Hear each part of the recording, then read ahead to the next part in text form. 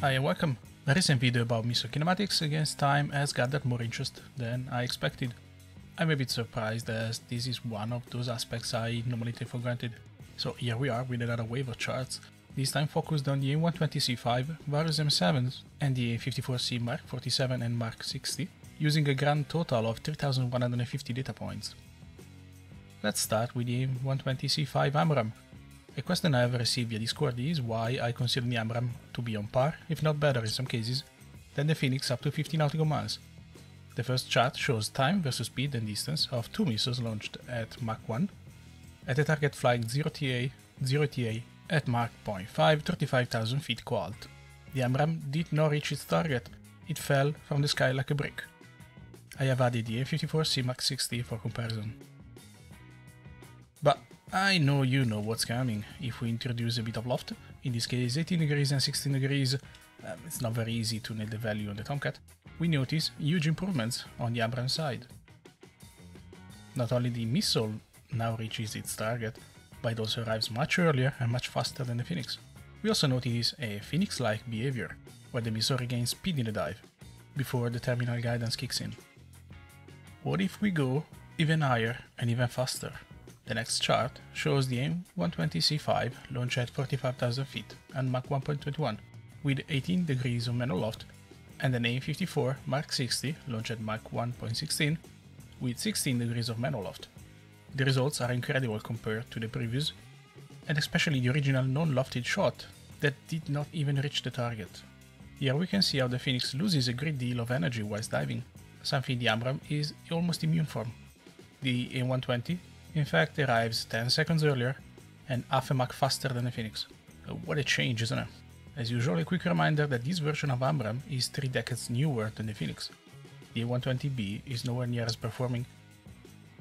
Since we are looking back at the history of missiles, let's now jump back in time to the AIM7 Sparrow.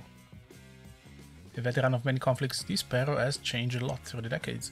In this chart we can see the performance of the AIM7E2 F and P compared. Quick reminder, the Echo has a solid rocket motor, whereas the Fox and the Papa had a dual thrust solid rocket motor. On top of that, the Papa follows a loft trajectory, which can be disabled as we know, and as we can see the loft trajectory helps the Papa the longer the missile has to fly. In this case, both Fox and Papa were launched at a static target in the air at 18 nautical miles, 30,000 feet, whereas the Echo at 12 nautical miles. Now a point often raised against the Phoenix is that the AIM54 is a slow missile. Yeah, it is not an R27ER, but what people fail often to consider is that it is flying upwards, not flying in a straight line most of the times, and this impacts the top speed. This chart shows the Mark 47 and Mark 60 launched at a target circa 20 nautical miles away, static in the air. All of a sudden, they don't look very slow, do they? Considering that the rocket motors are contemporary more or less of the Echo Sparrow, they were indeed quite something for that era. Final round of charts, this time about the Phoenix. The scenario is the same used for the first set of charts, but the target is now at variable distances starting from 60 nautical miles. This chart shows the difference between Mark 47 and Mark 60 when lofted by circa 15 degrees.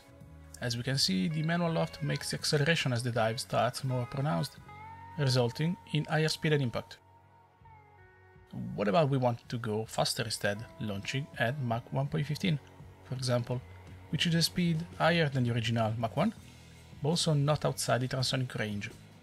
Going faster is definitely possible by unloading or using a Rutowski climb profile, for example. However, the question is always the same: do you play casual airquake, so fuel is just a detail, or in a simulative group where a mission can easily last 4 hours, so the fuel is critical, and many other parameters such as tasking and mission objectives must be taken into account? So back to the numbers, flying faster benefits the Mark 47 the most, although eventually the Mark 60 still has higher impact speed. As mentioned, in airquake scenarios there aren't many limitations. To see what happens in these cases, I tested launching both high and fast, ergo 45,000 feet at Mach 1.15 against the target at 35,000 feet. With these parameters, the Phoenix is a totally different missile. The speed and impact is not affected much, and actually it seems that the Phoenix has to correct its trajectory even more, since the target is 10,000 feet lower, thus losing more speed. However, the fact that it cruises at Mach 3 is quite incredible.